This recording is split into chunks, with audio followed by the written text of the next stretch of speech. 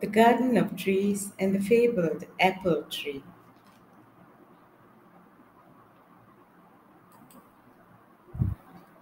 Grandma planted several oak trees behind the villa and named the Garden of Trees.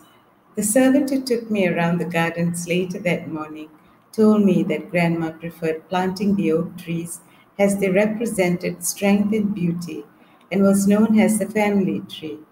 I could see why the oak represented the family tree.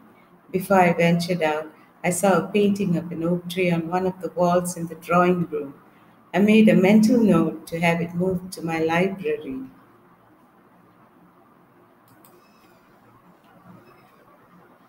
There were nests on the branches of the trees. The birds had built them high so no one could destroy the nests. A few birds perched on thick branches waited to catch their early worm.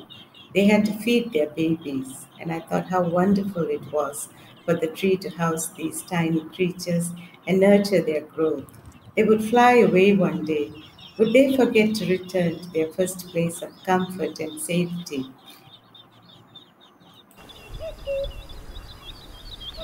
The garden of trees was home to creatures of every kind. There was a swamp in the garden. I saw two frogs leap from one end to the other. Have they found their share of sustenance? The insects and flies filled their tiny bellies so the amphibians could hop around the swamp, filled with fresh water and oxygen for the fish to breathe inside.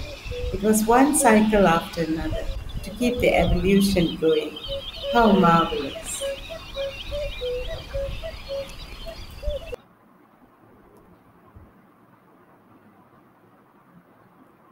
How could I forget the apple tree under my window?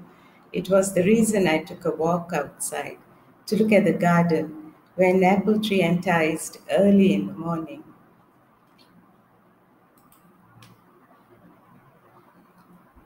An author of the past was set in the 17th century Renaissance era in Italy and is fiction.